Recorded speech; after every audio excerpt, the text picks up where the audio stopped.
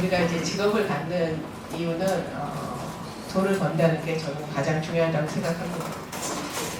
저는 이제 일을 하면서 돈을 벌면서 이 일하는 것과 돈 버는 것만이 내 일의 삶의 전부인가라고 생각했을 때 그렇지 않았어요. 좀 다른 게 있어야 된다고 생각했고, 그게 성취감, 만족도, 성공 이런 것이 우리에게 이제 직업을 갖거나 일을 하는 이유가 되겠죠. 또 하나는 우리가 사회적으로 인정받고 사회 하나의 구성원이 된다는 게 우리가 직업을 갖는 이유가 아닌가 생각합니다. 근데 오늘 여기서 저희가 얘기하고 싶은 것은 이런 일반적인 얘기는 아니에요. 우리가 얘기하고 싶은 것은 그렇다면 나는 크리스찬으로 어떠한 이유에서 일을 해야 되며 또 어떠한 이유에서 내 성취감이나 또 나의 목표나 나의 생각들을 풀어가야 되는가에 대해서 저희가 오늘 같이 얘기하고자 합니다. 제가 직장인 사역이라는 것을 하게 된 이유는 어떤 거냐면 제가 이제 20년 정도 일을 했다고 했는데 제가 IBF라는 선교단체에서 굉장히 헌신적으로 열심히 학부 때 하고 또 졸업하고도 굉장히 열심히 했는데 어떻게 세상에 살아야 될지를 아무도 말해주지 않는 거예요. 교회에서도 얘기하지 않고 IBF라는 단체에서도 얘기하지 않아요. 저는 이제 프로덕션을 운영하니까 직원을 두고 일을 하는데 그 직원에게 어떻게 대해야 하는 것이 크리스찬적이냐, 우리가 같이 큐티를 하는 게 크리스찬적이냐, 뭐 아니면 인격적으로 대하는 게 크리스찬적이냐, 아니면 그렇다면 또 기업을 어떻게 운영해야, 회사를 운영해야 크리스찬적이냐, 이런 거에 대해서 저는 그 질문에 대해서 답을 얻지 못했어요. 제가 IMF 이사를 10년 정도 했는데 10년 동안 이사를 하면서도 그거에 대한 답을 얻지를 못해서 이거에 대해서 아무도 답해주지 않는다면 누군가는 그것을 답해줘야겠다고 생각을 했고, 제가 갖고 있는 그 고민들을 스스로 책을 읽어가면서 어떻게 우리가 기준을 세워가야 될까를 세워간 그 기준들과 또 그 기준들이 맞는지 안 맞는지 검증해야 되기 때문에 저와 비슷한 생각을 갖고 있는 이제 IMF 이사들과 더불어 3명이 이제 이 직장인 사역을 시작한 게 한 8년 정도 전입니다. 그래서 우리가 같이 계속 책을 읽고 어떻게 기독 직장인으로 사는 것이 옳으냐, 그 방향성은 뭐냐, 교회에서 맨날 무슨 고민을 하면 기도하세요, 말씀 읽으세요, 좀 더 하나님께 가까이 가세요, 이런 말 말고 진짜 현실적으로 나에게 어떤 가이드를 우리가 줄 수 있느냐, 후배들에게 그런 고민들이 저희가 이제 직장인 대회라는 것으로 저희가 표현이 되고, 그게 이제 5회 대회까지 만들어졌고요. 올해 주제가 돈이었습니다. 돈, 무엇이 나를 잡고 있는가가 이제 저희 올해 대회 주제였고요.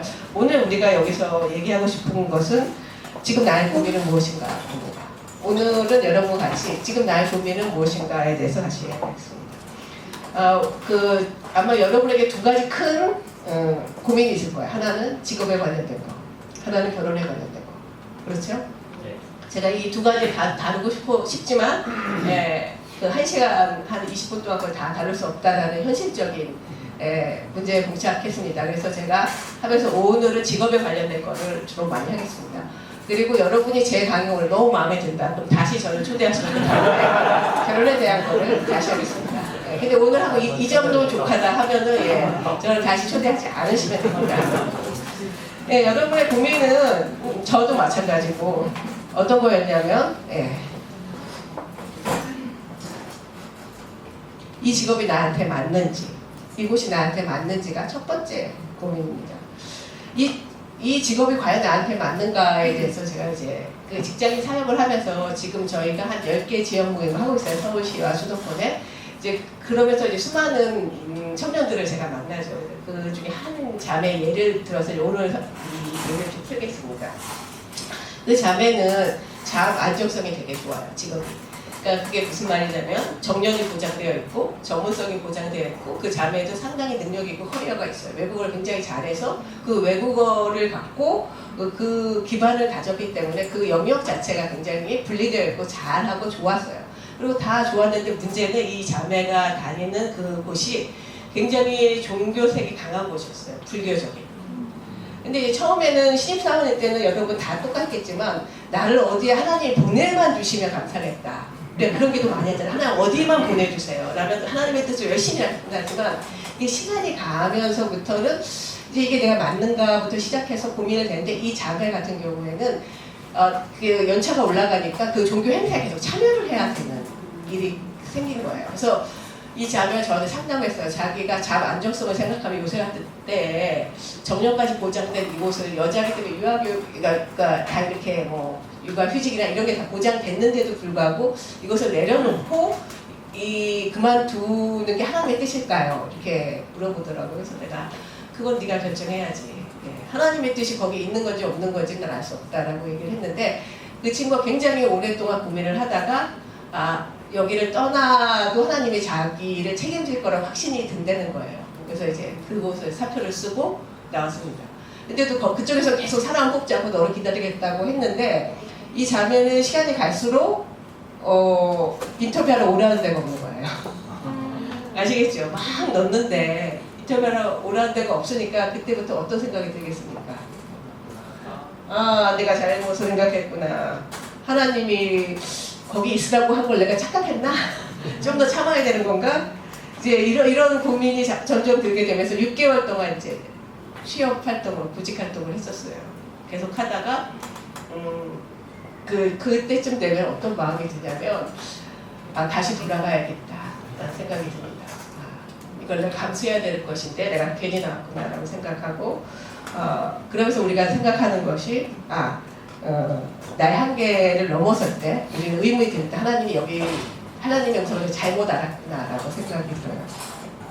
그래서 그 하나님에 대한 의문이 생길 때 이 자매가 취업을 했어요. 극적으로. 극적으로 취업을 했는데 그 자매가 들어간 곳이 굉장히 좋은 곳이었어요. 다들 선망하는 곳으로 이제 되게 잘 들어가서 우리가 되게 축하한다. 자기는 기도에 대한 응답이다. 하나님이 날 여기에 인도하셨다라고 얘기를 했는데 시간이 가면서 이 자매가 나한테 다시 오더니 저 그만둬야겠다는 얘기예요. 그래서 너 몇 달 다녔니? 그러니까 석 달도 못 됐어요. 왜 그만두려고 하니? 하니까 그곳이 너무 뛰어난 사람이 많아가지고 자기가 견딜 수가 없대요. 거기에 조직 문화가 너무 타이트하고 계속해서 오는 일의 양이 너무 큰데 자기가 그것을 너무 잘 못하니까 자기가 바보가 된 것 같다는 거죠. 여태까지 일하면서 자기 일을 굉장히 잘한다고 생각했는데 여기에 오니까 토시 하나 틀리고 점 하나 잘못 찍은 거 같고 사람들이 잘못했다고 리젝트를 하니까 내가 정말 일을 못하는구나 라는 자괴감 때문에 견딜 수가 없다고 하더라고요. 그래서 일을 그만둬야겠다라고 저한테 얘기를 하더라고요. 우리가 하나님이 우리를 인도했다고 생각하고 여기가 맞다고 생각했는데도 어느 순간에 지나서 내가 그걸 견딜 수 없는 상황이 되면은 우리는 얘기를 해요. 하나님, 이건 아닙니다. 하나님께서 왜 나를 이런 데 인도하십니까? 여기는 아닙니다. 라고 생각을 하죠. 그래서 제가 그랬죠. 너 석 달 전에 거기 너무 가고 싶었다고 나한테 얘기했다. 지금 그거 그만두는 건 말이 안 된다. 있어라. 그 자매가 또 3개월 후에 또 와서 나한테 얘기를 했어요. 못 견디겠습니다. 왜 이거를 못 견디냐 그러니까 그 중에 한 사람이 자기를 왕따를 시키기 시작하는데 너무 교묘하고 너무 자존심 상하게 왕따를 시켜서 이거 어떻게 해야 될지 모르겠다 얘기를 하더라고요. 제가 그랬습니다. 더 버텨라. 아직은 하나님의 사인이 오고 가지 않다. 그 자매는 버티다가 대상포진이 걸렸어요. 근데도 휴가를 낼 수가 없어요. 일이 너무 많아가지고. 아마 여러분이 선망하고 좋은 직장이라 하는 것은 아마 이런 것이 같이 갖고 있어요. 일이 빡세고 사람의 골수를 뽑아먹고 사람을 쉴 수 없게 만드는 그런 곳이 돈을 많이 주고 사람들이 가고 싶어하는 곳입니다. 그곳이에요. 여러분들이 가고 싶어하고 그럴 때 이제 우리가 다시 고민을 합니다. 여기가 하나님 나한테 과연 인도하신 곳인가? 이렇게 힘든데 그래서 저는 그랬어요. 대상포진 걸려서도 계속 있어라. 왜냐면 그 정도의 것을 경험하지 않는다면 자기 한계를 넘어섰고 넘어서지 못하기 때문에 늘 그 상태에 머물러 있는 거예요. 우리가 일을 하면서 그런 경험은 누구나 다 해요. 내 한계에 부딪혔어요. 더 이상 견딜 수가 없어요. 나는 너무 많이 소진되어 있어요. 나는 이제 번아웃돼서 쉬고 싶어요. 이런 생각은 직장인들이면 누구나 다 하는 것입니다. 근데 그것을 넘어서지 못하면 계속 비슷한 수준의 일밖에 할 수 없어요. 자기 한계를 넘어서지 못하고 같은 일밖에 할 수 없기 때문에 저는 계속 그 자리를 견디려고 하고 있고 그 자리에 의외로 지금 잘 견뎌가지고 아주 지금은 잘하고 있습니다. 우리들에게는 고통스러운 경험들이 많이 있는데 그럴 때보다 우리는 어떤 생각이 드냐면 나에 대한 하나님의 뜻에 대한 의문을 갖게 됩니다. 하나님의 뜻이 도대체 뭘까? 다른 친구 하나를 제가 설명을 예를 한번 들어줄게요. 남자 형제였는데 이 형제가 처음에 학교가 이제 출신 학교가 별로 좋지 않았고 그래서 어떻게 가까스로 취업이 됐어요. 근데 이제 취업을 해서 한 3년간 열심히 돈을 모으고 나니까 이 친구가 생각한 게 내 사업을 해야지라고 생각을 했어요. 그 결과는 아시죠? 내 사업을 해야지 하면 어떤 결과가 나타나는지 아시죠? 늘 긍정적이지 않습니다. 내 사업을 한다고 시작해서 쫄딱 1년 만에 다 말아먹고 다시 이제 취업을 해야 되는데 굉장히 열심히 그때 기도했죠. 진짜 아무것도 없으니까. 그래서 너무 열심히 기도를 해서 정말 하나님의 은혜라고 생각하고 들어갔어요. 근데 거기서 어떤 일이 벌어졌냐면 1년간 일이 없어요. 이 일이 없는데 이 친구는 굉장히 일을 하고 싶어 하고 열심히 하는 성격인데 이 일이 없어서 하루 종일 앉아가 있는 거예요. 하루 종일. 근데 나를 만났을 때가 한 3개월쯤 됐을 때, 일 없이 3개월쯤 놀았을 때, 그래서 제가 그 회사를 그만두겠습니다 얘기하면서 웃기지 마라, 있어라. 그 친구가 그래서 매번 만날 때마다 저는 그만두겠습니다. 나는 웃기지 마라. 계속 이게 세상 무서운지 아직도 모르는구나. 네. 그래서 그 친구가 1년을 버티고 난 다음부터 일이 몰려오기 시작하는데 대사코지 2번 걸렸어요. 굉장히 저도 열심히 기도했어요. 일거리 많이 하니, 일거리 많이 하니. 그 시기가 넘어서 이 친구는 또 그만두게 돼요. 왜 그만둘래 했더니 사장이 자기 너무 미웠대. 그래서 얘기를 들어보니까 사장이 약간 독특하신 분이더라고요. 여러분 알다시피 위로 올라가서 사람들이 이상해요. 그게 상식입니다. 위로 올라가서 인격적인 좋은 사람은 다 나가서 없어요. 위로 올라갈수록 사람들이 이상한 사람만 남아있고 그런 사람들이 사람을 부립니다. 그 사람을 견디지 못하면 안 되지. 그래서 나는 그 친구에게 견뎌라. 근데 이제 이 친구가 견디면서 요새 이런 생각이 들었어요. 하나님의 침묵에 대한 반발심이 들었죠. 왜 하나님 이 사장이 불의한데? 진짜 그 시스템을 운영할 때 딱 보면 알잖아요. 이 사장이 얼마나 돈을 많이 빼돌리고 얼마나 잘못하는지에 대해서 이 친구가 아는데 그렇다고 해서 이걸 내가 그대로 봐야 합니까? 라고 하는 거죠. 그러니까 네가 할 수 있는 게 뭐냐? 참는 거냐? 근데 저는 약간 그렇다고 무조건 참아라. 이게 아니고 이 친구에게 과연 하나님의 어떤 뜻이 있을까라고 생각을 하게 되는 거죠. 그 친구도 마찬가지고. 근데 결국 저는 그 불의한 거에 대한 것은 좀 다르게 해석해야 될 거라고 생각을 했어요. 그래서 그런 여러 가지 우리가 살면서 직장 생활을 하면서 이런 생각을 하게 될 거예요. 왜 나는 하나님 앞에서 특별하지 않을까? 저는 이런 생각을 할 거라고 생각합니다. 우리가 왜 그런 생각을 할 수밖에 없냐? 우리에게 그런 만한 이유가 있죠. 나는 하나님에게 되게 특별하다. 왜냐면 교회에서 계속 그렇게 얘기를 했죠. 내가 하나님에게 되게 특별하다. 근데 직장에서 나는 너무 특별하지가 않은 거예요. 그리고 너무 나는 할 수 있는 게 없는 거예요. 주로 내가 수동적이지 내가 적극적으로 뭔가를 할 수가 없어요. 이런 방식이 하나님이 나한테 용인한 것일까? 이게 혼란스럽고요. 이게 과연 용인한 건가? 아니면 내가 그거에 대해서 적절하게 반응하지 못한 건가? 이런 갈등이 우리 안에는 있는 거죠. 그렇다면 이제 우리가 생각하는 하나님이 인도한 직장은 과연 어떤 곳일까요? 어떤 곳입니까? 좋은 거. 좋은 것. 좋은 것은 어떤 곳이죠? 편한 거. 편한 거.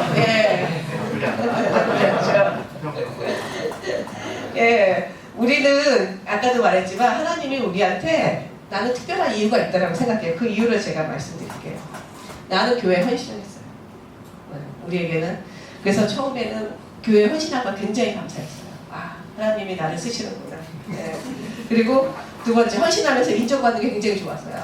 이 청년이 정말 신실한 청년이야. 굉장히 많이 칭찬을 받죠. 어른들로부터 받고 목사님으로부터 받고 굉장히 좋아요. 아침에 이제 새벽부터 일어나가지고 선거대부터 시작해서 주일학교를 거쳐서 다 모든 걸 해서 끝나게 되면 밤에 한 6, 7시 저녁 먹고 집에 가면 10시예요. 그쵸? 주일을 이렇게 보내면서 여러분은 지금 이런 상태가 됐어요. 그걸 다 경험했어요. 10년을 넘게 했어요. 그래가지고 완전 소진됐어요. 인정.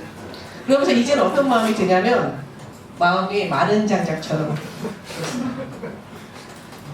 봉사할수록 하나님의 은혜가 나한테 넘쳐야 되는데 나는 봉사할수록 점점점 이 삶이 너무 싫은 거예요. 왜 싫으냐면 나이가 들어서요. 육체적으로 감당할 수 있는 나이를 넘어서는 거예요. 여러분은 일주일에 하루는 무조건 쉬어야 돼요. 이 나이는.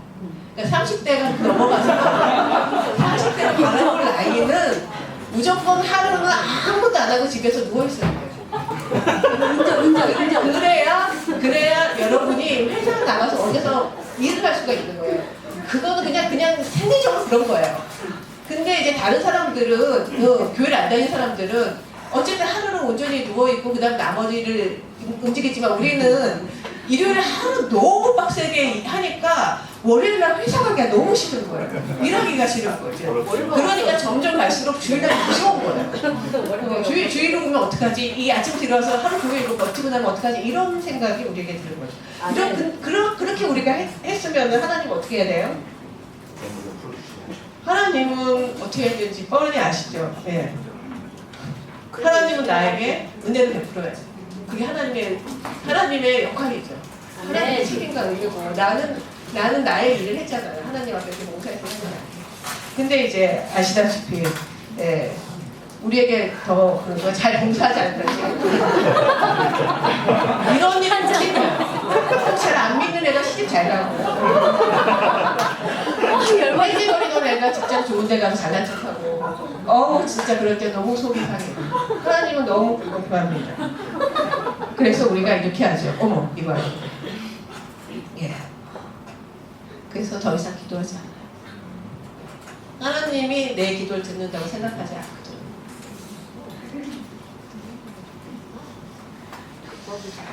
우리가 지금 여러분 마음이 막 뜨겁게 기도하고 하나님의 은혜가 늘 충만하고 이랬으면 이 자리에 오지 않았겠죠. 뭔가 여기서 충만한 게 있으니까 기대하는 마음에 오신 거라고 저는 생각하거든요. 그렇게 우리를 많이 혹사를 당해요. 그 위로를 못 받고 혹사를 당하니까 우리 마음에 분노가 생겨요. 그 분노가 누구한테 향하냐? 하나님한테 향해요. 사람한테 향할 게 없어요. 그냥 하나님한테 그 분노가 생기는 거예요. 왜 이렇게 안 풀릴까요? 내 삶이. 조금이라도 좀 좋은 직장, 편한 직장, 일 조금 하고 돈 많이 주는 직장, 베네핏이 좋은 직장 이런 데 안 하고 왜 나는 일은 죽도록 하고 월급은 너무 적게 받고 너무 불의한 사람들과 같이 일하고 너무 꼴배기시 인간이 꼭 내 상사로 있고 내 주변에 있는 사람들이 왜 이렇게 싫은지 이런 삶 속에서 나는 왜 이런 곳에 계속 버려두십니까? 라고 생각하면서 더 이상 기도하지 않아요. 기도해봤거든요. 기도해봤는데 들어주시지 않는다는 생각이 들어서 우리는 이런 생각을 해요. 하나님은 방관자인가? 하나님은 방관자인가? 라고 생각합니다. 이거는 살면서 사실은 저도 여러 번 경험했어요. 더 이상 하나님한테 충성할 수 없을 만큼 충성했는데 왜 일이 이렇게 풀릴까요? 라는 기도를 너무 많이 했고 사업을 하면서 돈 때문에 기도하지 않은 날이 하루도 없어요. 매일 돈 때문에 기도해요. 하나님 나는 다른 사람처럼 직원을 착취하지도 않고 일을 하는 과정에서 되게 공정하며 그리고 일하는 내용 퀄리티도 되게 적은데 왜 나는 이렇게 돈에 쪼달립니까? 이게 제가 하나님에 대해서 이해할 수 없고요. 이런 나는 되게 하나님의 축복을 받아 마땅한데 왜 축복하지 않으신가요? 라는 거였어요. 그래서 저는 나는 하나님에 대해서 불만을 계속 갖고 있죠. 우리가 불만을 갖는 이유는 이거예요. 하나님은 전지와 정능이 있어요. 전지는 뭡니까? 다 아시죠? 다 아신다는 게 뭐예요? 나의 궁핍함을 아시는 거죠. 내가 하나님께 얼마나 요청하는지도 알죠. 내가 얼마나 바라는 것도 알죠. 하나님은 다 알고 있어요. 근데 전능은 뭡니까? 그것을 이룰 수 있다는 거예요. 하나님은 전지도 하고 전능도 해요. 네. 나에 대해서 너무 잘 알고 내가 얼마나 힘든지도 알고 내 한계에 대해서 내가 그렇게 각오하는 것도 알지만 그걸 할 수 있는 능력이 있음에도 불구하고 하나님 어떻게 하세요? 해주지 않으세요. 그럴 때 우리가 하나님과 우리 사이에 굉장히 깊고 골이 생기게 됩니다. 하나님한테 더 이상 의존하지 않으면서 우리는 어떻게 생각해요?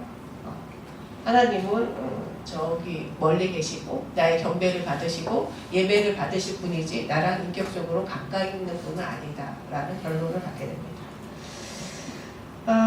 사실 그게 하나님일까요? 우리가 필요한 건? 생각을 바꾸자. 우리는 이제 하나님을 놓고 계속 기도를 했는데 진짜 우리가 필요한 게 하나님일까요? 아니요. 하나님일까요? 하나님. 나는 나를 위해서 진이가 필요했어. 자, 진이 요정 모르시죠? 예, 모르실 것 같아요. 그렇지만 그런 진이 요정이 있다는 걸 아시죠? 램프를 문지르면 진이가 나와서 네 소원이 뭐니? 하고 들어주는 알라딘 램프 요정이 있죠. 이 진이가 나는 너무 필요한데 그 진이가 하나님이 아닌 거예요. 그게 우리 인생의 딜레마죠. 나는 하나님이 내 인생에 풀어줄 수 있는 사람이라고 생각해가고 여태까지 신실하게 믿고 헌신하고 노력했는데 하나님이 진이가 아니에요. 능력이 있음에도 불구하고. 그 차이를 알게 됐습니다. 나는 끊임없이 하나님을 내 마음대로 혹은 내가 필요할 때 불러서 내 어려움을 해결하는 존재로 나는 계속 요청을 했는데 하나님은 그거에 답하지 않으세요. 그러면서 이런 말이 있어요. 필립 얀시의 책 중에 내 안에 하나님이 없다라는 책이 있는데 그 중에 연단받은 믿음이라는 챕터에 이렇게 있어요. 마술은 사람의 신을 자신의 뜻대로 조종하려고 하지만 종교는 인간이 신의 의지를 따른다라는 게 있어요. 이걸 갖고 제가 약간의 충격을 받았어요. 나는 내가 계속 조종할 수 있는 신, 나를 좀 평가하는 신, 내가 좀 행복할 수 있게 만드는 신이 나에게 너무 필요했던 거예요. 그래서 하나님이 나의 삶에 있어서 너무 중요한 키를 갖고 나를 그렇게 할 수 있는데 안 한다고 자꾸 생각이 든 거예요. 하나님이 우리가 어느 정도 고통은 이렇게 생각해요. 하나님 나한테 필요한 연단이다라고 생각하지만 그 어느 정도 감당할 수 있는 고통을 넘어서서는 우리는 이렇게 생각해요. 하나님이 나를 버렸다. 진짜 우리가 하나님 나를 버렸는지 안 버렸는지조차 알 수도 없고 하나님 그거에 대해서 응답하지도 않고 얘기하지도 않고 음성으로 말씀하시지 않으니까 우리는 단절되었다라고 생각하고 우리의 마음은 되게 냉담해집니다. 그래서 우리는 하나님에 대해서 이런 마음을 갖고 나는 도대체 오늘은 이제 이 얘기가 주제예요. 나는 도대체 하나님을 내가 부를 수 있는 진리로 생각하고 있는지 아니면 내가 그분의 뜻에 따라서 살려고 하는 하나님으로 생각하고 있는지 오늘은 이거에 대해서 얘기를 하고 싶습니다. 제가 현상 분석과 해석학이라는 것을 여러분과 같이 얘기를 하고 싶어요. 현상 분석은 뭐냐면 지금 내가 어떤 처지냐 어떤 상황이냐를 보는 것이 현상 분석입니다. 현상 분석이라는 것은 이런 거죠. 지금 예를 들어서 제가 뭐 상담을 많이 한 것 중에 성희롱이 있어요. 성희롱을 당했다 칩시다. 그러면 이 친구들이 와서 거의 말을 못해요. 20대 초반의 자매, 20대 후반의 자매들이 뭐 취업한 지 몇 년이 안 됐으니까 1년 미만의 자매들한테 그런 일이 많이 생기는데 어떻게 하면 좋을까라고 얘기했을 때 현상적으로 분석하는 것과 이거를 해석하는 방법은 달라요. 해석학은 내가 신앙의 기반으로 어떻게 이 부분을 해결할지가 해석학이고 현상 분석은 지금 이 상황을 어떻게 봐야 할지가 현상 분석이에요. 우리가 보고 있는 직장에서 수많은 것들을 현상 분석을 어떻게 하느냐가 사실 첫 번째 잘해야 돼요. 이것을 쓸데없이 믿음으로 현상 분석을 하면 안 됩니다. 현상 분석이라는 것은 예를 들어서 이제 어떤 불이한 일이, 그러니까 뭐 그 사장이 협력을 했다든지 이런 일이 생기면 법적인 조치를 받는 거예요. 이건 믿음으로 참는 게 아니에요. 쉽게 말하면. 그거는 그런 조치를 취하기 위해서 어떻게 해야 되는지가 되는 거죠. 내가 근로시간보다 더 많이 일을 한다면 이건 현상이에요. 현상. 사실이고 우리는 그 안에 법적인 내용에서 그거를 해결할 수 있어요. 근데 이제 대부분 사람들이 교회에 계시는 많은 청년들이 착취를 당하는 이유가 너무 사람이 좋아요. 좋으니까 자기 일 외에 다른 일도 계속해서 많이 하게 되는 거예요. 오버타임도 많이 하고. 그런데 그거에 대해서 제대로 컴플레인을 하지 않아요. 다 아시겠지. 좀 이해하시겠지. 좀 참고 넘어가겠지. 교회, 학교, 지금 회사 사정이 안 좋으니까 이렇게 생각하는데 여러분 그러면 절대로 세상이 변하지 않습니다. 현상 분석은 그것을 현상적으로 분석해야 돼요. 밑에 사람이 참을만 하면 위에서 절대로 그것을 포지션을 바꿔주지 않아요. 일을 옮겨주지 않고 나눠주지도 않고 그 사람한테 계속 몰빵이 됩니다. 이 부분을 착하기 때문에 그냥 한번 거절하기 힘들어서 내가 좀 한번 봐주지 이런 식으로 영역을 계속 넓혀가면 사람들이 그게 그 영역인 줄 알고 그 사람을 계속해서 그 일을 하게끔 혹은 왜 안 했어? 라고 이제는 반문하면서 그 사람에게 그 일을 덮어 씌우게 됩니다. 그래서 처음에 현상 분석을 할 때 정확하게 하셔야 돼요. 내가 지금 뭘 잘못하고 있지? 어느 부분에서 지금 문제가 생긴 건지를 제대로 분석을 하시고 그리고 나서 그 다음에 이것을 어떻게 내가 믿음의 눈으로 갖고 바라볼 것인가를 하시는 게 이제 해석하게 들어갑니다. 몇 가지 중에 혹시 질문이 있을 것 같아요.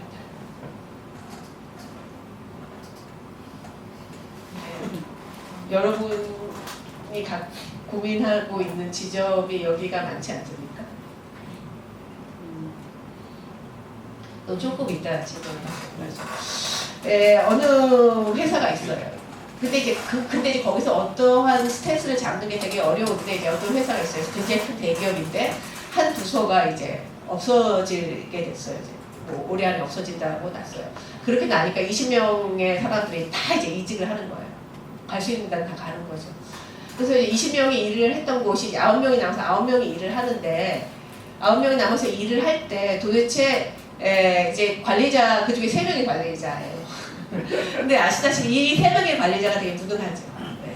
그 3명의 관리자 일을 굉장히 사고를 치면은 나머지 6명이 이걸 처리해야 되는데 이제 6명들이 사람이 계속 이직을 하니까 마음이 떴어요. 그래서 계속 휴가 내고 안 오고 어떻게든지 이제 일을 안 하는 거죠. 그랬을 때 크리스찬 총재가 하나 있어요. 나는 어떻게 하면 좋을까요? 저도 똑같이 이렇게 할까요? 라고 물어봤어요. 왜냐면 자기 하는 일이 너무 바보 같으니까. 그거 이해하시죠? 지금 여기서 고생하는 거는 이 부서도 없어지는 데다가 내가 이걸 구태여 고생한 이유도 없고 나중에 고생해도 누가 나의 노력을 알지도 않으며 심지어 그 평가도 받지 못하는 이 상황에서 나는 어떠한 스탠스를 잡는 게 좋을까? 나의 인생은 굉장히 긴데 여기서 내가 벌써 멈춰버리면 더 이상 발전을 못합니다. 지금 여기서 멈출 나이가 아니에요. 여러분의 생각이 지금 멈출 나이가 아니라는 거죠. 꼰대가 왜 꼰대가 됩니까? 생각하지 않기 때문에 꼰대가 돼요. 그들은 멈춘 거예요. 멈췄을 때 꼰대가 돼요. 그러니까 뭐 꼰대라는 것은 딴 게 아니라 멈춰서 나는 여기가 내 생각이 맞아. 이게 다 맞아. 라고 강요하는 순간 그게 꼰대가 되는 거거든요. 꼰대가 되지 않으려면 끊임없이 연약한 나를 하나님께 끌고 가야 되죠. 하나님한테 끌고 가는 작업이 너무 고통스러운 거예요. 아까도 말했지만 저는 20만원짜리 프로젝트부터 시작했어요. 20만원짜리. 정말 그거는 프로젝트라고 할 수도 없어요. 이거는 진짜 너무 불쌍해서 차비 가져. 이 정도로 주는 돈이에요. 차비 가져. 그 돈을 받으면서 내가 이 일을 왜 하지? 이걸 해서 내가 희망이 있나? 내가 이 일을 해도 나중에 괜찮을까? 이게 내 길이 아닌 게 아니야? 뭐 이런 수많은 생각들을 했겠죠. 하면서도 그럼에도 불구하고 지금 열린 게 이 길이라면 이 길이 내 길이 맞아요. 내 길이라는 것은 딴 게 아니고 지금 내가 충성할 수 있는 곳이에요. 충성하고 성실하게 일할 수 있는 곳이 그게 내 길이고 그 길을 계속 가다 보면 다음에는 30만원짜리가 오고 50만원짜리가 오고 100만원짜리가 와요. 그러니까 그 사이에 나는 일 못하는 나 자신을 벗으려고 얼마나 노력을 하고 계속 적극적으로 내 일에 대해서 심취해서 노력했느냐가 정말 중요한 거라고 생각합니다. 저는 이제 결혼을 했고 또 2아이가 있어요. 그 2아이를 키우면서 영상을 만들었어요. 정말 미칠 것 같았어요. 아침에 일어나서 막 밥하고 빨래하고 청소하고 애들 학교 다 보내고 그리고 또 다시 일터에 가서 막 미친 듯이 하다가 또 뛰어 들어와서 또 애들을 챙기고 또 하고 밤에 또 뭐를 하고 또 새벽에 일어나서 또 기도를 하고 막 이런 사이클을 정말 20년을 살았습니다. 그러면서 하루에 정말 어느 때는 제가 워낙 이제 동선이 많기 때문에 이 한강다리를 5번을 넘은 적이 있어요. 하루에. 일이 여기서 일 끝나고 그 다음에 일 5번을 넘으면서 하루 일을 저는 글을 쓰면은 아침에 새벽에 그때 이제 책을 낼 때 글을 쓸 때는 3시나 4시에 일어나요. 3시나 4시. 그래가지고 그때부터 6시까지 애들이 깨기 전까지 계속 글을 쓰기 시작합니다. 그러면 A4지를 한 5장, 6장이 나와요. 그러면 그거를 다시 볼 시간이 없어요. 그냥 넘기는 거죠. 언제나 글을 쓸 때 다시 볼 시간이 없어서 늘 한 번 하고 넘기고 그랬거든요. 오늘 할 일이 10가지가 넘게 있는 거죠. 그럼 그렇다면 오늘 못 끝나면 내일로 가요. 내일은 또 10개가 넘게 있는 거예요. 그러니까 매일 하루에 해야 될 할당량의 일이 있으니까 제가 알았죠. 아, 난 하루 살이구나. 하루 살고 죽었어. 그럼 다음날 다시 부활해서 다시 하루 살고 죽고, 하루 살고 죽고. 이 삶을 사실 해왔습니다. 근데 그 삶을 포기할 수 없는 것은 그거죠. 이게 그냥 하나님 나한테 주신 삶이기 때문에 사실 포기하지 못했습니다. 그래서 이것을 어떻게 우리가 받아야 되냐면 이거죠. 믿음이라는 것은 오른손으로는 기쁨을 받아들이고 왼손으로는 고통을 받아들여서 이 두 손이 나를 향한 하나님의 계획을 이루시기 위한다는 것을 내가 믿는 거예요. 그게 믿음이에요. 필립 야이시의 책에 대한 하나님 없다에 나오는 부분인데 전 이 부분을 보고 끊임없이 우리가 일하면서 기쁨을 느끼기도 하지만 고통을 느끼기도 해요. 이 기쁨과 고통은 계속 옵니다. 기쁨만 계속되는 일은 절대 없어요. 고통이 훨씬 더 클 수도 있어요. 기쁨보다. 잠깐의 기쁨과 오랜 시간 고통. 뭐 이런 패러다임으로 올 수도 있으니까. 근데 그 두 가지가 다 하나님께서 나를 향한 계획을 이루기 위해 했다라는 생각을 사실 하지 않으면 우리가 이 고통의 시간을 견디지 못해요. 일하는 시간을 견디지 못해요. 그리고 나의 피폐함 때문에 우리 견디지 못하는 거죠. 그래서 이것을 좀 기억하셨으면 좋겠다는 생각합니다. 마지막으로 제가 드리고 싶은 얘기는 기독 직장인이라는 것은 여러분 알다시피 기독 직장인이라고 해서 여러분 더 이렇게 하나님의 축복을 받습니까? 나는 로또 맞은 것처럼 좋은 직장에 갑니까? 남들 다 죽는데 내가 죽지 않습니까? 아니죠. 그리고 남들 아픈데 나라고 안 아픕니까? 아니죠. 남들 아플 때 나 똑같이 아프고 남들 힘들 때 똑같이 힘듭니다. 그러니까 크리스찬이라고 어떠한 특혜도 우리에게는 없어요. 사회생활 하면 진짜. 근데 이제 굉장히 가끔씩 하나님께서 우리에게 굉장히 기쁜 그런 걸 주실 때는 있어요. 기회를 주실 때 있지만 평소에 맨날 나는 특별한 사람으로 살 수 있는 사회생활은 아니에요. 그걸 어쩌다 한 번씩 하나님이 주시는 거고 그럴 때 그 삶을 살아가려면 나는 어떠한 자세로 살다 보면 그 기쁨이 넘치는 게 점점점 많아져요. 그건 왜 그러냐면은 세상은 변하지 않았는데 내 눈이 많이 바뀐 거예요. 처음에는 고통과 불평이 그대로 나가고 똑같이 나오지만 점점 하나님 안에서 살다 보면은 똑같은 고통도 고통 같지 않게 느껴지는 거예요. 똑같은 어려움도 이거는 하나님이 이렇게 할 것 같다라는 확신이 드는 거죠. 그것이 사실 우리가 직장생활 계속 하면서 바뀌어야 될 삶의 모습이에요. 그래서 저는 여러분에게 책임을 좀 다하고 돈을 정직하게 버는 것을 추구하기를 바라요. 이 부분 굉장히 어려워요. 돈을 정직하게 버는 거. 왜냐하면 남들은 다 돈을 막 버는 것 같아요. 막 어떻게 해서 이 사회에서 그는 막 돈을 버는데 나는 늘 너무 눈꽃만큼 버는 것 같은 거죠. 그럴 때 우리 상대적으로 되게 고통스러운데 이거. 그리고 억울함과 질투와 분노의 감정에서 벗어나는 거. 직장생활 오래 하시려면 멘탈 관리가 제일 중요합니다. 체력 관리와 멘탈 관리인데 멘탈 관리 중에 감정적인 컨트롤이 제일 어려워요. 처음에는 분노의 감정이 굉장히 많아요. 억울하기도 하고 또 분노가 생기기도 하고 비교하면서 질투가 생기기도 하고 이런 것들이 계속 우리 직장생활에 있는데 그것이 나를 지배하게 놔두면 나는 계속해서 그 지배하에서 정상적으로 나 자신을 살아갈 수가 없어요. 이 감정을 잘라내는 가장 큰 이유는 내가 나를 살아가고 내가 행복하기 위해서. 이 감정이 나를 지배하면 나는 행복하지 않아요. 내가 행복하기 위해서 이 감정들을 계속 잘라내는 거거든요. 이걸 잘라내야 내가 사탄의 자식이 안 되는 거예요. 사탄의 침범을 받지 않는 거죠. 하나님이 주시는 은혜로 내가 갑옷을 입으려면 이 감정적인 것을 스스로 잘라내는 훈련을 해야 돼요. 이거 자연스럽게 안 돼요. 이거 훈련이고 끊임없이 내가 그 부분을 잘라내고 두려움을 잘라내고 불안을 잘라내고 감정과 즉 억울함과 질투의 감정에서 벗어나려고 노력을 해야 사실 이게 됩니다. 그 다음에 제가 많이 했는데 내 상처를 하나님 앞에 갖고 와서 상대화시키는 훈련입니다. 나는 내 상처가 굉장히 절대적이에요. 난 너무 고통스럽고 힘들고 억울하고 이것이 너무 절대적이라서 하나님 나도 그렇게 해서 저 사람을 미워해도 돼요. 라고 스스로 정당함을 스스로 주는데 실제로 내가 하나님 앞에서 나 자신을 상대화시키지 않고 나의 고통을 상대화시키다 보면은 하나님 예수 그리스도의 그 고통에 비하면 굉장히 내가 별게 아니구나라고 생각하고 그럴 때마다 내가 위로와 치료를 받게 되거든요. 그래서 하나님 앞에서 내 상처를 상대화시키는 훈련을 하셔야 됩니다. 그리고 마지막으로 우리는 끝없는 자기 중심성에서 포기해야 합니다. 우리가 내가 원하는 삶, 내가 원하는 길, 내가 원하는 감정, 내가 원하는 것을 계속해서 추구한다면 하나님과 점점 멀어질 수밖에 없어요.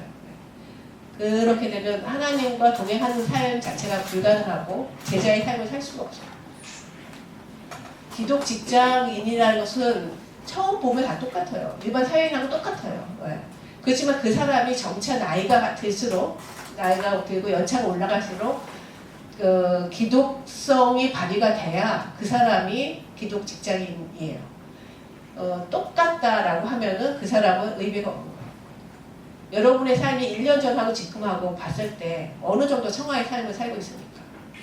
그리고 10년 전하고 지금하고 봤을 때 어느 정도 성화의 삶을 살고 있습니까?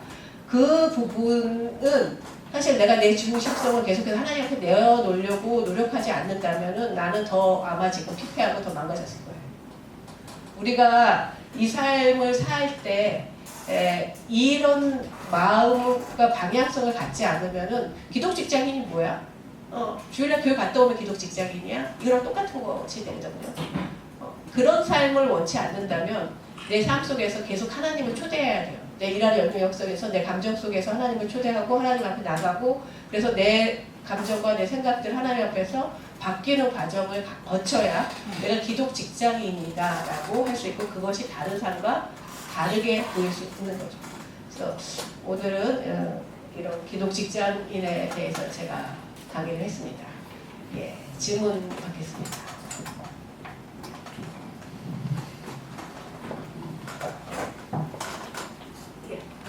감정 컨트롤하시는 방법 좀 알려주세요.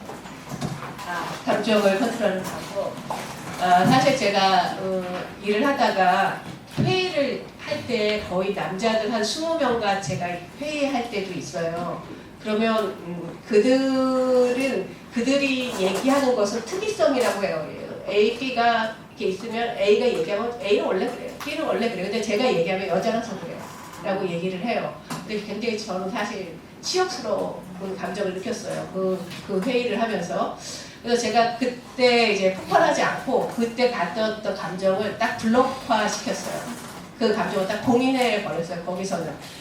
왜냐하면 여성이 회의석상에서 회의하다가 감정적인 반응을 하면 굉장히 그 사람은 전문가적이지 않다고 느끼고 그 사람 다시 회의에 부르지 않습니다. 그래서 일단 감정을 봉인시키고 그리고 그 회의에 임하면서 그 다음에 이 블록화된 감정을 갖고 하나님 앞에 갖고 나갔어요. 하나님한테 내 감정을 풀었어요. 나의 그 치욕스러운 수치심 뭐 이런 것들을 하나님한테 얘기하면서 하나님 내가 여기 회의하면서 이런 일을 겪었는데 이 억울함과 이 상처를 하나님께서 치료해 주세요라고 얘기를 하고 하나님 풀었어요. 제 장점은 뭐냐면 여성들에게 이런 얘기를 하지 않는 거예요. 여자들은 이렇게 얘기를 하면서 많이 풀잖아요. 누구를 씻고 그 얘기를 하는데 저는 뭐 행인지 불행인지 하나님이 얘기할 사람을 주시지 않았고 저는 오로지 하나님한테만 얘기할 수 있는 기회가 있었기 때문에 하나님한테 새벽 기도에 가서 계속 이제 기도를 하는 거죠.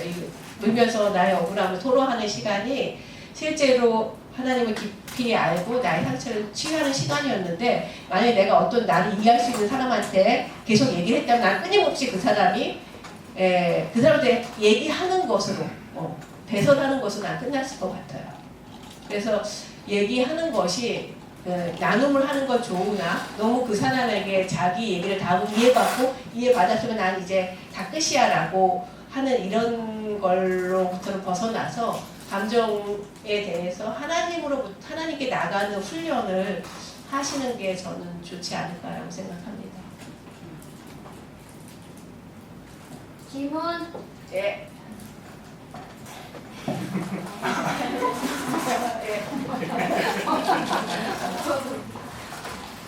사무실에서 보면은 저희가 좀 연차가 조금 돼 있는데 요즘 새로 들어온 어린 직원들이요.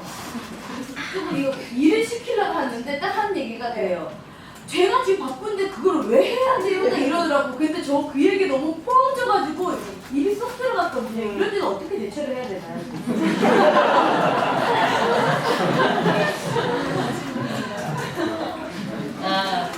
사실 그럴 때 많아요. 이 세대가 바뀌었다는 것이 역력합니다. 그러니까 저는 이제 일하는 친구들이 나랑 한 10년 정도 차이 나는 친구들인데, 이들은 그래도 자발적으로 일해요. 딱 일하는 걸 보고 이 일이 필요하면 자발적으로 내가 할게요라고 하는데, 이제 20년 아이들 애들은 상관이 없어요. 지네가 자기가 훨씬 중요한 거죠, 본인들이. 저는 이제 돈 받았으면 일해야지라고 하죠. 일하기 싫으면 이거 돈을 받지 말던가.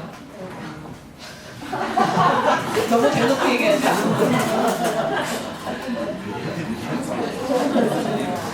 근데 이제 그 친구들을 이제 그 일의 양에 따라 다른 것 같아요. 일의 종류에 따라 다르고, 그래서 이거 끝나고 이거 할래? 라고 얘기를 해야죠. 이거 해줄래?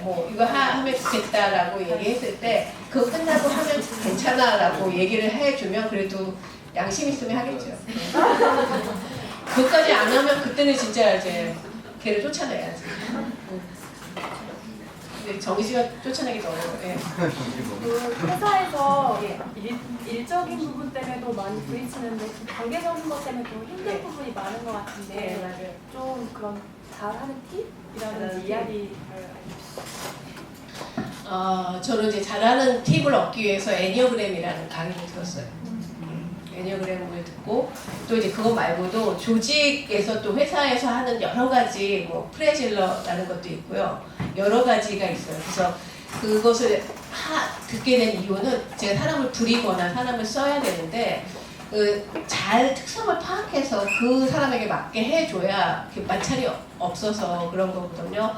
일단 대인관계가 문제가 있는 것은 나의 문제가 아닌 그의 문제가 있을 경우가 상당히 많아요, 사실. 근데 그는 다른 사람하고도 계속 문제를 일으켜요. 나뿐만 아니라 아마 그럴 거예요, 그런 분들이. 근데 그런 분들이 특징이 있죠. 자존감이 낮다, 고집이 세다, 피해의식이 많다, 그리고 사람을 굉장히 피곤케 한다, 그리고 일을 할 때 굉장히 비협조적이다. 이제 이런 요소를 갖고 있는 분들은 사실 조직 내에 꼭 있어요. 이게 상수입니다. 변수가 아니에요. 상수. 그러니까 살다 보면 그 사람 안 만났으면 좋겠다라고 생각하죠. 그 사람 꼭 있다고 생각하시고, 이 사람과 저는 이제 굉장히 까다로운 저 선배 언니가 있었어요. 그 언니가 60이 넘었는데 싱글이에요. 싱글인데 그 언니가 디자인 일을 해요. 근데 그 언니는 나 말고는 다른 사람은 일을 잘 못해요. 너무 까다롭게 굴어서 모든 사람이 다 그 사람은 거래를 끊어요. 그러니까 일했던 사람하고만 일을 할 수가 있는 거죠. 근데 저는 이제 그거는 계속 비율을 맞춰가면서 일을 했거든요. 근데 사실 어떻게 보면 제가 갑이고 그쪽이 을이면 제가 소리를 지를 수 있지만, 그러니까 그 언니가 조금 마음이 쓰인 거죠, 저는. 그래서 그냥 맞춰가면서 일을 했는데, 저는 여자인 경우에는 굉장히 칭찬을 많이 해줘요. 친구를 만들어요. 그래서 이게 여자는 적이 되면 너무 고통스러워지잖아요. 그래서 일단 칭찬을 많이 해서 내 편을 만드는 게 여자는 굉장히 저는 중요하다고 생각해요. 그래서 여자애들한테 굉장히 저는 물량 공세를 많이 사주기도 하고, 그래서 제 편을 일단 만들고 그리고 네가 어떤 힘든 게 있니? 이건 냈으면 좋겠다라고 그러니까 신뢰를 쌓은 다음에 하는 것이 저는 좀 하는 방법이에요. 여성으로서 남성들은 별로 가리진 않아요. 그냥 남자들은 사람마다 다 다르게 대하기 때문에 약간 다릅니다. 좀 그 사람이 악질이면은 악질에 따라 다른데 악질이면은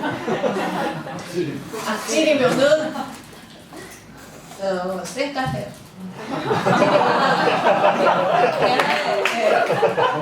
네. 그 악질일 때는 잘해주고 뭐 이렇게 하다가는 내가 너무 힘들지. 네. 그거를 섣부르게 내가 크리스찬이고 좋은 사람이라서 해주면은 계속 나를 괴롭혀요. 그래서 악질이면은 선을 그으세요. 근데 이제 약간 좀 그러면은 친구가 되는 게 좀 좋다고 생각합니다.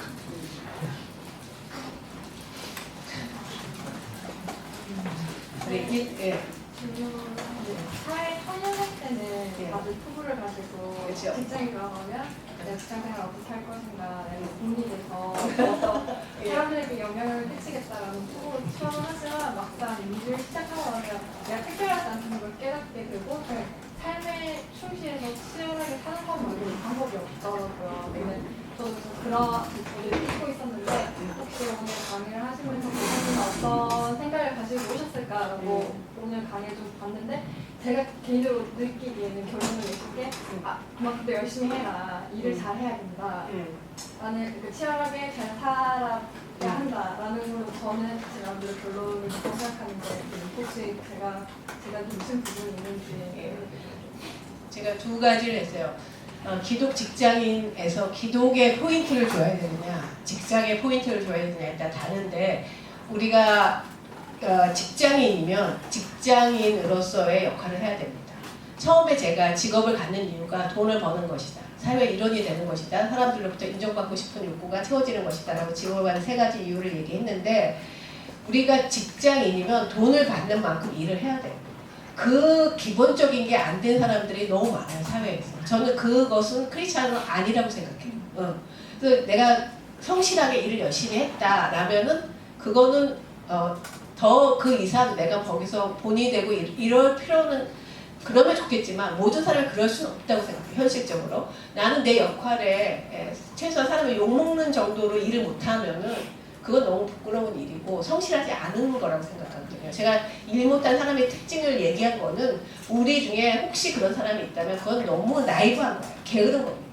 그건 하나님이 질타를 하실 거예요. 그래서 그렇지 않다면은 저는 기독 직장이라서 기독보다는 직장에서 자기의 성실성을 발휘하는 게 중요하고 두 번째, 아니 내가 못하는 게 있다면 내가 지능이 떨어지거나 혹은 학력이 떨어지거나 혹은 능력이 떨어져서 잘 못할 수 있다고 저는 생각하거든요. 그렇다면 그때는 어떻게 해야 되냐? 하나님께 나가야죠. 네. 하나님께 나가서 계속 기도를 하면서 나의 능력이 향상되기를 계속 기도를 하죠. 나의 문제를 계속 하나님과 상의하면서 해결되기를 기도해야 돼요. 저도 정말 전공이 아닌 곳에서 일을 시작하면서 처음부터 딱 탁월하게 어디 딱 들어가서 빛을 쫙 바라면서 TV 광고 쫙 찍고 이러면은 하나님께 영광이라고 생각할 때도 있었죠. 근데 그게 아닌 거예요. 하나님이 나한테 원하시는 것은 내가 일을 어마어마하게 잘하고 이런 게 아니라 내가 얼마나 최선을 다해서 했느냐, 그리고 그걸 갖고 하나님과 얼마나 나눴느냐, 이 두 가지를 하나님이 보시는 거죠. 결과를 보기보다는 내가 하나님 속에서 이걸 하려고 안간힘을 썼느냐를 보신다는 것을 제가 알게 된 거예요. 저는 원래 그 전에는 일을 굉장히 잘해야 된다고 생각했어요. 그래서 일을 못하는 걸 되게 멸시했어요. 일을 못하면 게으르다라고 생각을 했고 그런 것은 좀 프로페셔널하지 않다라고 생각을 했었는데 제가 어느 날 되게 아팠어요. 아프면서 아무 일도 할 수 없는 상황이 된 거예요. 굉장히 깊은 우울증과 무기력증이 있어서 일을 못하게 됐을 때 그때 제가 고민했던 건 하나님이 나를 사랑하실까였어요.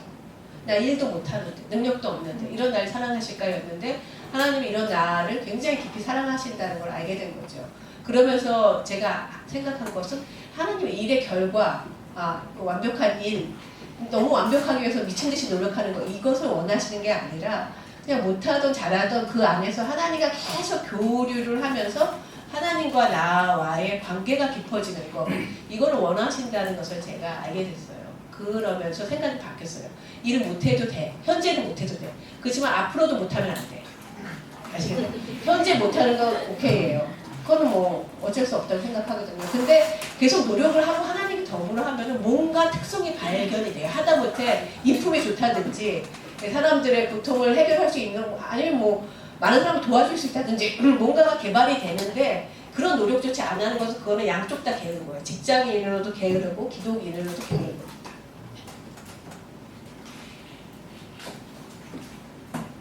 네.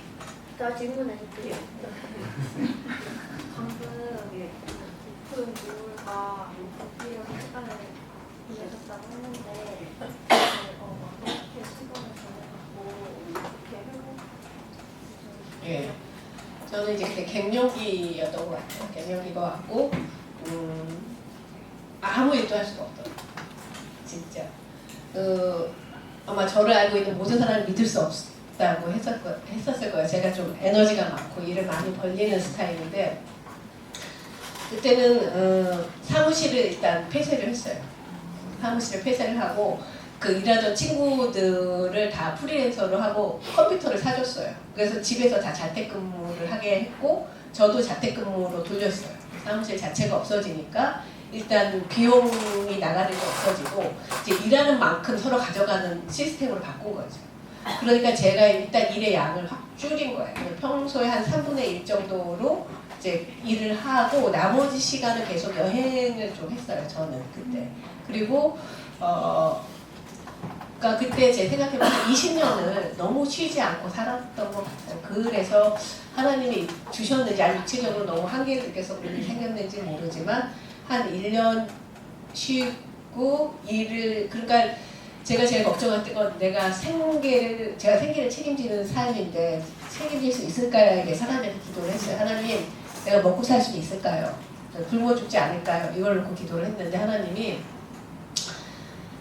굶어 죽이진 않겠다라고 말씀을 하시더라고요. 그래서 힘을 얻었어요. 근데 진짜 딱 굶어 죽지 않을 정도로만 벌었어요. 그래서 1년, 사실 2, 3년은 그렇게 살았어요. 살고 나니까 다시 이제 에너지가 오고, 그리고 다시 일을 시작하게 됐어요. 그래서 그때 그러니까 일하는 방식을 완전히 바꿔서, 지금도 저는 이제 사무실 없애고 집에서 일하고, 다른 친구들도 집에서 일해요. 그리고 촬영이 있을 때만 모여서 가서 촬영을 하고, 그리고 이제 회의 가끔 하고, 이런 식으로 시스템을 바꾸었어요. 저에게 맞춰서. 네. 그때는 좀 약을 먹어야 될 거라고 생각을 했었는데, 제가 이제 좀 쉬면서 약을 먹지 않아도 될 정도가 됐는데, 저는 만약에 그런 일이 생긴다면 약을 먹는 것도 나쁘진 않다고 생각을 해요. 근데 이제 약을 먹는 부작용이 뭐냐면, 사람이 잠을 자면, 그러니까 제 주변에 있는 친구들 중에 약을 먹는 친구들이 있는데, 잠을 자면 너무 이렇게 에너지가 빠져서 아침에 좀 일어나기 되게 힘들어 하더라고요. 그래서 그것이 꼭 약을 먹는 것이 좋은가라는 생각도 하게 됩니다. 또 질문들. 기독 직장인으로서 그 부하 직원을 대할 때, 아까 이제 일 못하는 직장인 케이스가 있었는데, 후임이 그런 식으로 아무리 타일러도 본인 일을 정말 프로페셔널하고 있는데 왜 혼나는지 모르고, 예, 있습니다. 네. 그 다음에 이제 이 부분, 처음에는 화를 내는 게 아니라 너무 답답하지만 답답함을 꾹 누르고, 이 부분을 좀 더 노력을 해달라고 이제 요청을 하지만, 이게 10번 이상을 이제 타이게 되면 저도 모르게 이제는 화가 치밀고 일이 프로세스 진행이 안 되니까, 그렇죠. 이러다 보면 중이 버리기 싫으니까 중이 떠나게 되더라고요. 너무 일적으로 이제 혼자 처리를 다 해야 되고, A부터 막 그런 상황에서 화를 어느 정도까지, 저는 이제 기독 직장이라는 그런 강박관념 때문에 화를 이제, 또 남자 직장인이고 또 이제 결혼을 했기 때문에 자존심을 지키고 싶은 내에서 자꾸 머리를 생각하니까 화를 또 못 내는 거예요. 이 정도까지 하면 내가 되나? 아니면 좀 더 내가 심하게 해도 되나? 그러다 보면 그 사람을 배려하고 있고, 어느 순간 또 제가 화를 못 내고 또 타이를 내서 나아지는 게 또 없고, 그리고 막 반복하다 제가 지쳐버린 케이스예요. 저는 그 아시아는 약간의 카리스마가 있어서 정색을 하면은 애들이 되게 쫄아요. 네. 정색을 하고 눈을 깔고 말을 합니다. 이따위를 하는데 그냥 한마디 하면은 그 다음에 애들이 하에 오는데 이제 안 되는 애가 있어요.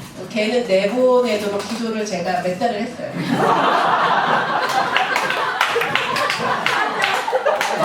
저는 제 손에 피를 안 묻히니 기도를 해서 제가 나갔어요. 근데 저는 정말 기도를 하지 않으면 이거를 하루라도 할 수 없을 정도로 너무 긴박하게 살았어요. 네. 정말. 그래서 그 일 하나님 얘를 도대체 어떻게 해줄까요? 네. 근데 정말 답 없는 애가 있거든요. 답 없는 애가 있는데 그런 애들은 내보내야죠. 근데 걔네들이 계속 떠돌아. 그 애들은 계속 떠돌면서 자리를 붙잡아서 좀 안 됐긴 했어요. 근데 걔를 붙잡고 일일이 가르치면서 할 수는 없어요. 돈을 받으면서 뭘 가르쳐? 돈을 받았으면 돈값을 해야지. 예. 그건 상식이에요. 돈 받으면서 배우겠다. 이거는 양심도 없는 일이에요. 예. 몸으로 때워야지.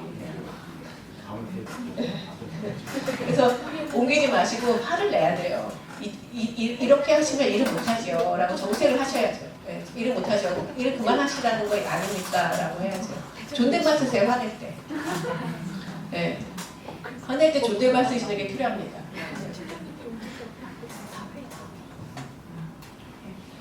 형제들이 왜 질문 안 할까요? 형제들 질문하시죠.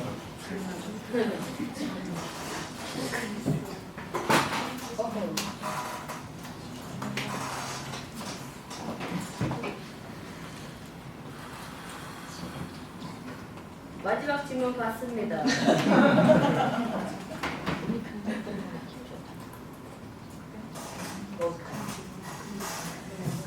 여러분이 해결하지 못하는 것들이 있습니다. 그렇죠? 네. 그리고 기독 직장인은 혼자서 해결할 수가 없어요. 계속 내가 피해자가 돼요. 마음이 독하지 못해서. 그래서 혼자서 해결하지 못하기 때문에 뭔가 공동체가 있어야 되고 거기서 받는